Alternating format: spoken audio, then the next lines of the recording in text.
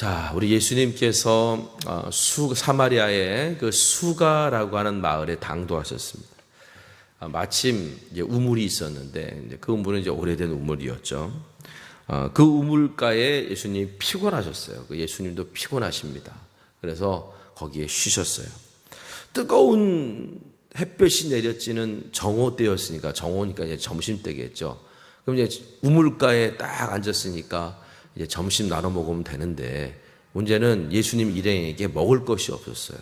그래서 이제 제자들은 먹을 것을 사러 마을에 들어갔습니다. 이제 그 우물가에는 예수님 혼자 앉아 계신 거예요. 이때의 상황을 한번 생각해 봤어요. 자, 오랜 시간 걸어서 예수님 몸은 피곤한데, 일단 배가 고픕니다. 근데 배만 고픈 게 아니라 목도 마르신 거예요. 목도 말라요. 자, 그럼 목 마르면 물 마시면 되잖아요. 그런데 예수님께는 마실 물이 없었어요.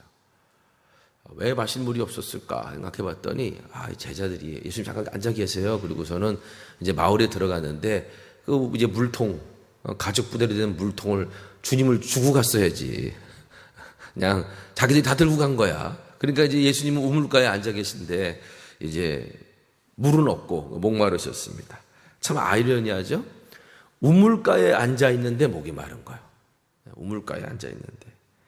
여러분, 이스라엘 땅의 우물들은 대부분 깊습니다. 깊어서 어떻게 보면 10m, 12m 막 이렇게 내려가요. 그러니까 우물의 끝도 잘 알 수도 없을 뿐더러 이제 그것을, 물은 귀하니까 그 물은 그 마을에서 독점하는 거기도 하고, 때로는 어떤 그곳에 있는 목동들이 독점하기도 하고 막 그래요. 그러니까 이제 거기 물을 뜨려고 하면 거기 그릇이 있어. 뭐 가죽 부대라도 줄에 매달아 가지고 쫙 내려서 그래서 물을 담아 가지고 올리면 되는데, 제가 볼 때는 제자들이 그것마저도 다 가지고 간 거야. 그러고 나니까 이제 물을 퍼올릴 그릇이 없으니까 예수님께서는 우물가에 앉아 있는데 목말라 계시는 그런 현상이 생긴 겁니다. 여러분, 우물가에 앉아 있는 목마른 사람이 우물에서 물을 먹으려면 그 물을 퍼올릴 그릇이 있어야 돼요.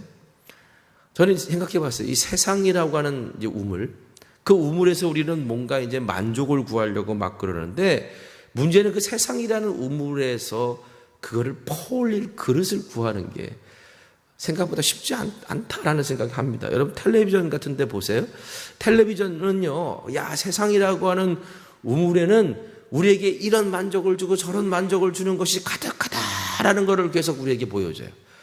텔레비전 안에 내용들을 쭉 보면 황산하게 잘 사는 사람, 이렇게 해서 성공한 사람, 막 이런 이야기들이 확 오면서, 저 세상 맛을 제대로 봤으면 좋겠다라는 그런 마음들을 계속 주는데, 정작 현실에서는요, 오늘 하루 살기도 힘들어요. 그렇죠? 뭔가 꿈은 계속 줍니다. 꿈은 계속 주는데 퍼올릴 그릇을 가지고 있는 사람들이 많지가 않아요. 퍼올릴 그릇을 가지고 있는 사람들이. 제가 이제 얼마 전에 저희 아내랑 우리 아이 자취방에다 좀 데려다 주고, 지방에는 어떤 그 근처에 있는 뭐 프리미엄 아울렛 이런 데가 있다 그래가지고 한번 구경 갔어요. 이것저것 구경을 다니는데 저도 모르게 이런 말이 입에서 탁 튀어나오더라고요. 이야, 이 세상 돈 많으면 살맛 나겠다. 거기 보니까 좋은 옷들 있고 있고, 근데 가격이 다 멈추해요. 이 세상 돈 많으면 정말 살맛 나겠다. 막 저도 모르게 이런 말이 퍽 튀어나왔다가, 이 말이 얼마나 허망한 말인지 바로 깨닫고 주워 담았어요. 제가 마귀의 유혹에 넘어갈 뻔했습니다. 이 세상 돈만 많으면 살맛 나겠다? 사실은요, 어떻게 보면 저는 살맛 났다고 느낄 만큼 돈이 많아봤던 적이 없어요. 여러분은 어떠셨어요? 돈이 많아서 죽을 뻔하셨던 적 있으세요? 돈이 많아서 살맛 나셨던 적 있으세요? 오히려 늘 돈이 없어 걱정거리였죠. 근데 왜 돈 많으면 살맛 날 것 같다라고 하는 그런 착각 속에 살고 있을까? 여러분, 왜 그런 착각 속에 살고 있을까? 생각해 봤습니다. 성공이라고 하는 우물, 돈이라는 우물 등등이, 그 우물이 나를 만족하게 해줄 것 같은데, 여러분, 근데 사실은 우리의 삶을 돌아보면요, 돈, 성공, 명예, 뭐 그것을 얻기 위해서, 거기서 만족을 얻기 위해서 퍼올려야 되는 그릇조차 못 구하는 게 우리 현실이고, 그리고 그 그릇을 얻으려고 할 때 너무나 많은 희생과 가치가 들어가요. 그래서 실상은요, 많은 사람들이 야 저기에 행복이 있어, 저기에 뭐가 있어라고 거기를 위해 살지만 정작 거기서 나오는 물 한 모금 제대로 못 얻어보고 그릇만 구하려고 아둥바둥거리다가 우물이 있는데 거기서 갈증 나고 있는 그런 상황을 우리는 겪고 있어요. 근데 저는 이런 생각을 해봤어요. 팔레스틴 땅의 우물이 깊어서 그 끝을 모르듯이 혹시 우리가 거기서 뭔가 물을 퍼오려고 아둥바둥거리면서 찾고 있는 그릇을 구하고 있는 그 상황이지만 정작 그 우물에는 물이 없는 건 아닐까? 제가 말한 이 비유가요, 제가 어제 곰곰이 오늘 말씀 묵상하다가 생각한 거긴 한데, 바로 그 다음 장을 넘겨봤더니 우연찮게도 베데스다 연못가에 38년 된 환자 이야기가 나오더라고요. 제가 생각한 이 비유가 그 우물에는, 우리가 생각하는 세상의 우물에는 실제는 물이 없어. 우리는 그 물이 있다라고 착각하고 그릇을 얻으려고 그렇게 아둥바둥거리고 있는 존재야. 이게 우리의 모습이 아닐까라고 생각했던 이 모습이 사실은 바로 그 다음 장에 나오더라고요. 바로 베데스다 연못가에 38년 된 병자 이야기입니다. 예루살렘 성전 양문 곁에 베데스다라는 연못이 있는데 거기에 전설이 있죠. 가끔씩, 언제인지 몰라요, 가끔씩 천사가 내려와가지고 물을 휘어줘요. 근데 그것을 보고 가장 먼저 뛰어든 사람은 어떤 병이든지 낫는다, 이런 전설이 있습니다. 그래서 정말 많은 병자들이 그 베데스다 연못가에서 천사가 물을 휘젓기만을 기다리고 있어요. 근데 여러분, 그 베데스다 연못의 전설은 카더라라고 하는 그런 말만 있을 뿐이지 실제로 거기서 병이 낫다 뭐 이런 이야기는 없어요. 그런데 베데스다 연못가에는 어떤 사람이 모였을까요? 지푸라기라도 잡고 싶은 그런 심정 사람들이 모였고, 그런 사람들의 특징은 조금만 희망이 있는 말이 있으면 막 그걸 막 믿고 찾고 구하는 것입니다. 그런데 이런 사람들이 집단적으로 모여서 믿기 시작하면요, 옆에서 누가 뭘 말해줘도 믿으려 할 것 들잖아요. 내가 거기에다가 시간과 정성과 물질을 어마어마하게 들였다면 더더군다나 그게 아니라고 말해도 사람들은 믿지 않아요. 그게 우리 인간의 습성인 것 같아요. 예수님께서 그 베데스다 연못을 방문하셨습니다. 근데 거기서 누구를 발견하시냐면 38년 동안 누워있을 만큼 중병에 걸린 환자를 발견하십니다. 그래서 그에게 찾아가셔서 물으세요. 네가 낫고자 원하느냐? 여러분, 예수님이 이렇게 물으시면 뭐라고 대답해야 돼요? 예, 주님, 낫기를 원하나이다. 이렇게 대답해야 되겠죠. 그런데 이 38년 된 병자는 뭐라고 대답하냐면 엉뚱한 대답을 해요. 요한복음 5장 7절에 보면 병자가 대답하되 주여, 물이 움직일 때 나를 못에 넣어주는 사람이 없어 내가 가는 동안에 다른 사람이 먼저 내려가나이다. 주여, 주여, 물이 움직일 때 나를 못에 넣어 다른 사람이 먼저 내려갑니다. 너 낫기를 원하니? 네, 낫고자 원합니다. 주님에게서 그걸 구하는 게 아니라 주여, 그래놓고 하는 얘기가 기도 열심히 해놓고, 우리 그러잖아요. 주님 살려주세요, 뭐 해주세요, 기도 열심히 해놓고 항상 답은 다른 데 가서 찾아요. 항상 답은 다른 데 가서 얻으려고 그래요. 주님에게서 얻으려고 하는 게 아니라 다른 데 가서 얻으려는 게 우리의 모습 아니에요? 지금 이 환자가 뭐라고 말하냐면 천사가 왔다 이런 소리가 들려서 움직여 보려고 그러면 자기는 몸이 안 좋으니까, 누워 있었던 사람이니까 막 간신히 기어가, 벌써 누군가 들어가는 소리 처음 보다. 그런데 누가 먼저 들어갔는지도 몰라요. 뭐 하는 사람이 동시에 뛰어들었을 테니까. 나는 그런데 문제는 나를 도와줄 사람이 없어서 나는 여기서 지금까지 이러고 있습니다. 도대체 몇 년을 그러고 있었는지 모르겠습니다. 자, 그런데 생각해 봤어요, 여러분.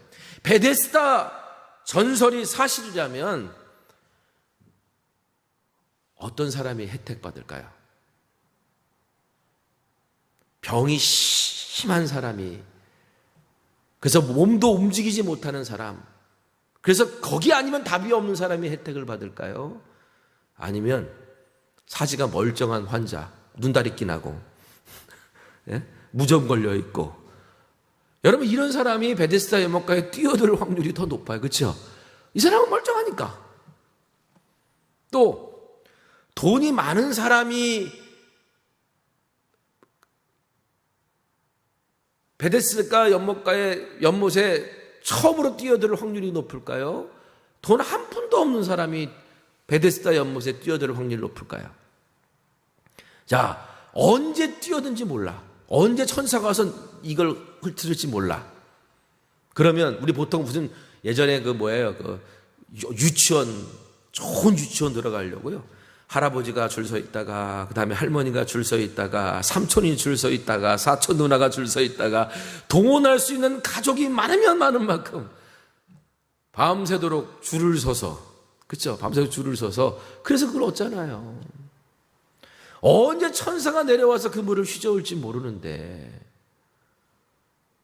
그래도 누가 돈을 주고 사람을 고용하고, 뭐 가족이 많아, 그 당시에는 가족이 많다는 건 또 뭔가 노동력이 많다는 거고, 그런 가능성이 많다는 얘기거든요.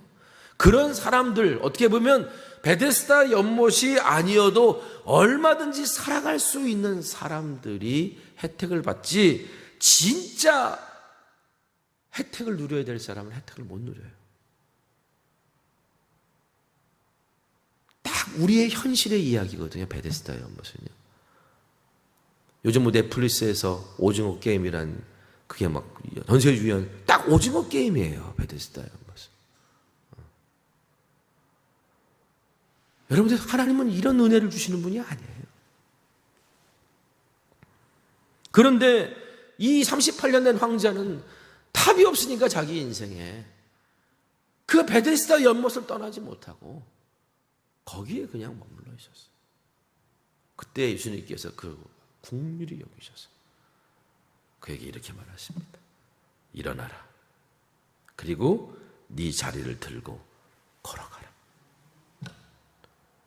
쓸데없는 곳에 있지 말고 진짜 너를 살릴 수 있는 곳으로 가라 라고 명령하셨어요. 그분이 누구예요? 주님이시잖아요. 그랬을 때 이 환자가 놀랍게도 일어나서 걷습니다.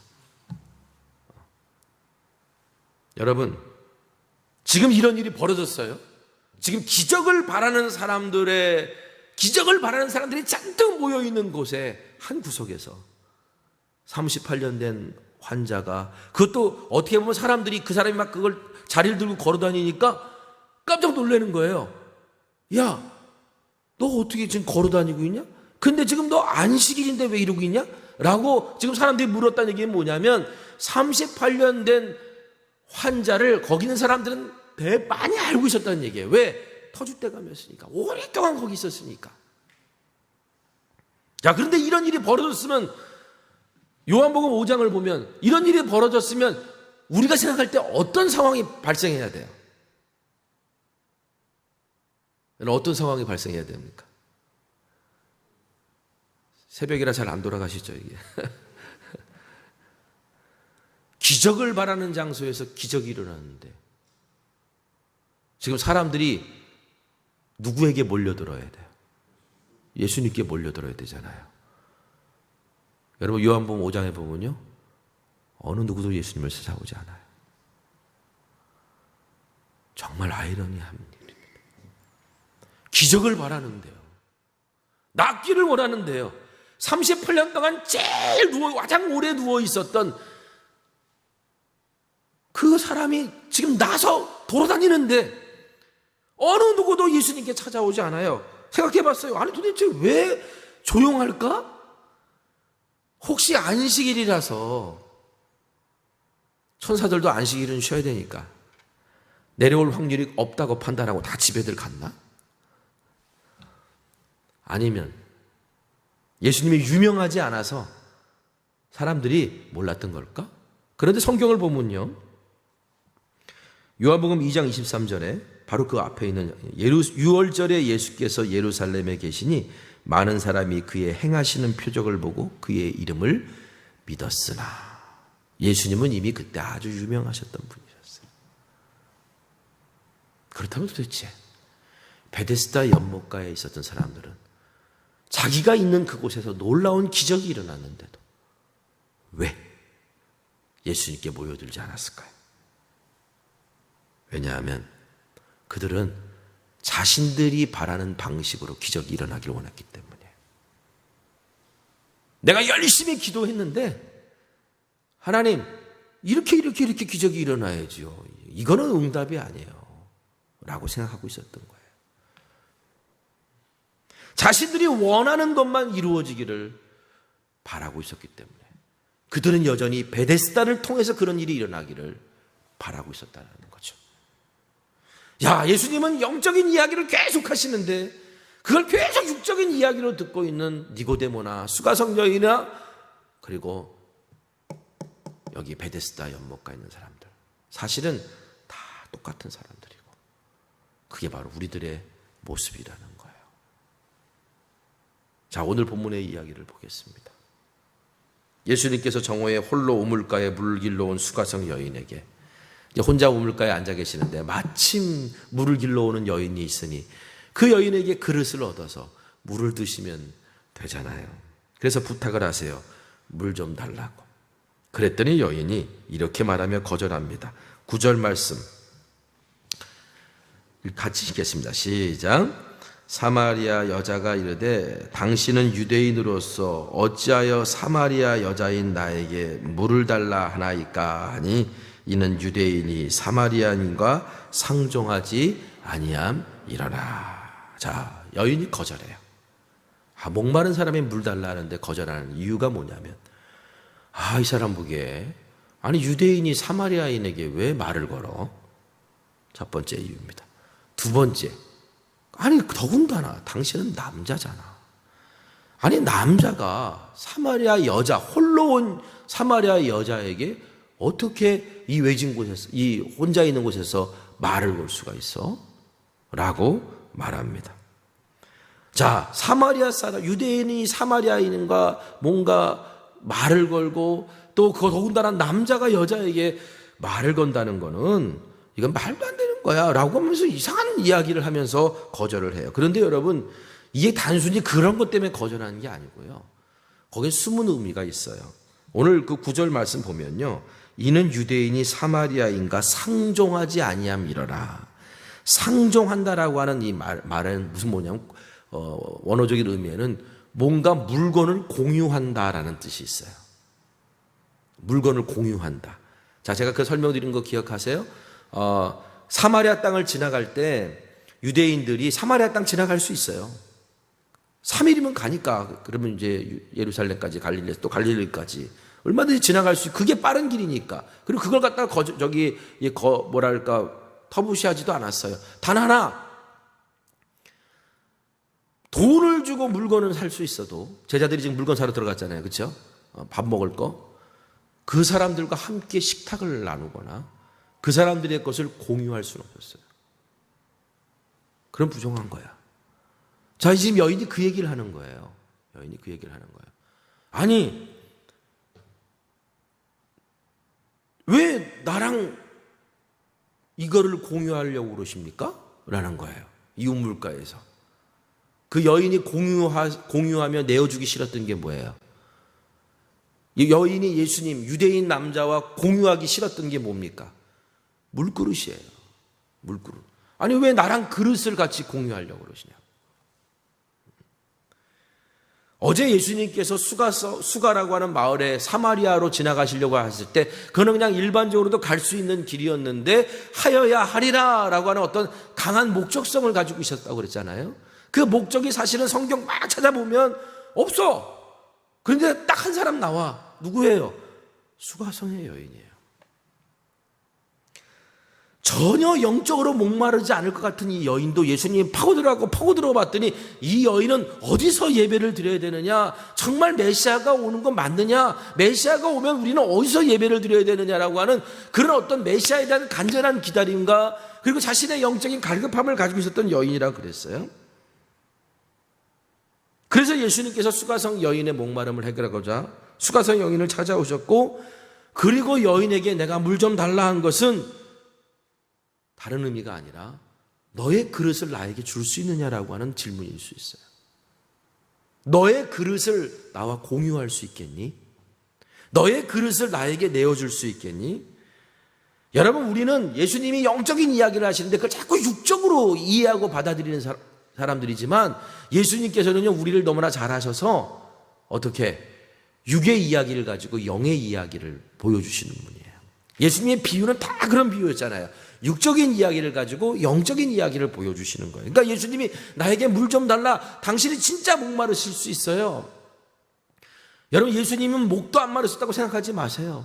예수님은 졸렵지 않았다고 생각하지 마세요. 예수님은 졸리기도 하셨고 목마르시기도 하고 배고프시기도 하셨어요. 그래서 히브리서 말씀 뭐냐면 우리와 같은 사람이시기 때문에 우리를 동정하실 수 있는 거예요.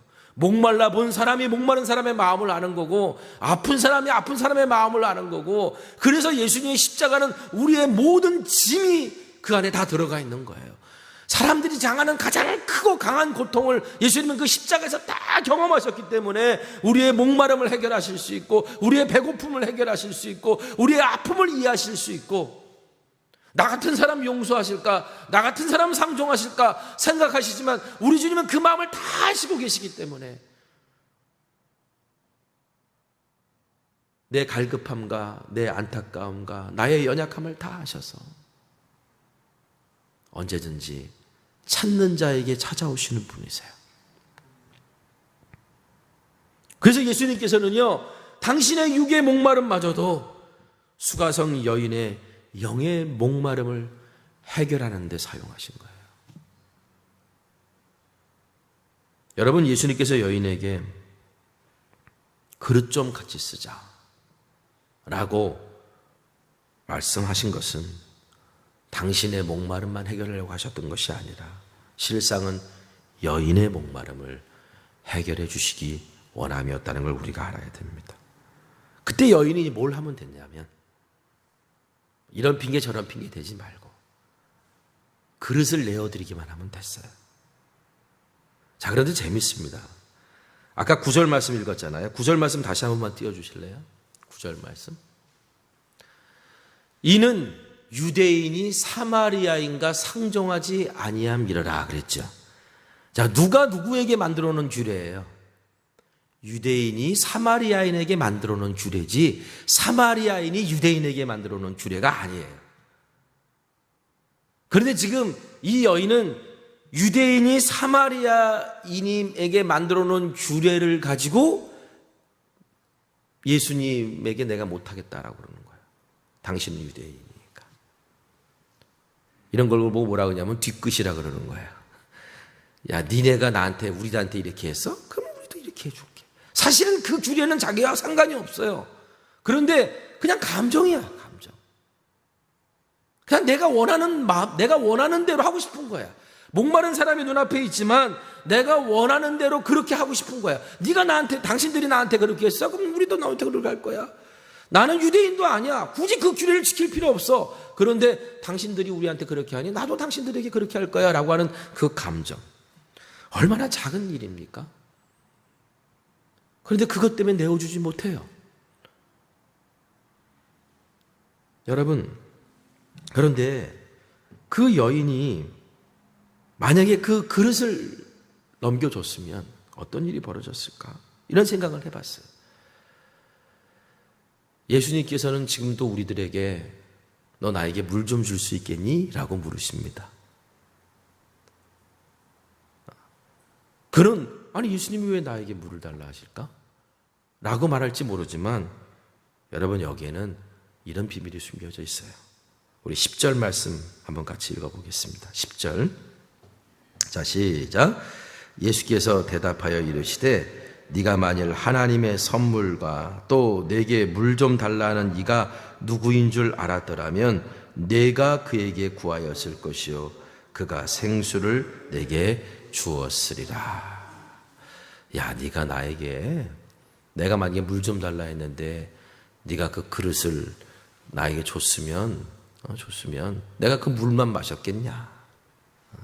그리고 이걸 통해 네가 하나 알게 될 게 있는데 너 나를 통해서 내가 누군 줄 알았다면 하나님의 선물과 그리고 내게 주는 그 생수를 오히려 나한테 구했을 거야. 여러분, 예수님께서 여인에게 달라고 했던 그 물은요, 제가 이렇게 말씀 묵상하면서, 그리고 우리에게 주님께서 달라고 하셨던 물은요, 사실은 마중물이에요. 마중물.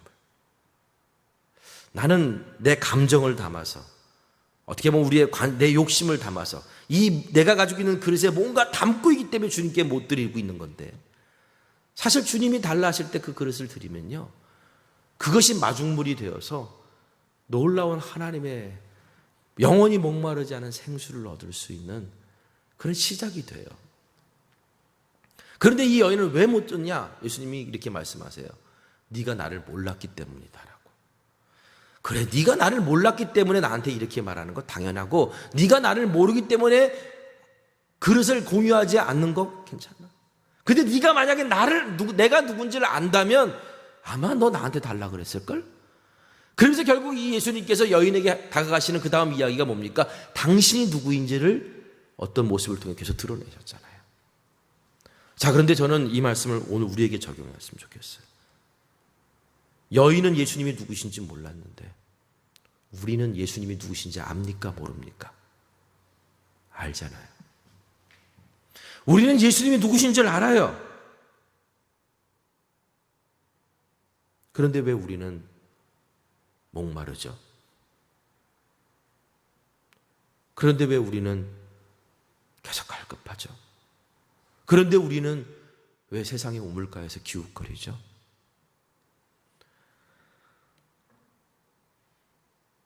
주님이 우리에게 물을 달라 하셨을 때 우리도 똑같이 여인에게 그릇을 내어드리지 못했기 때문이에요.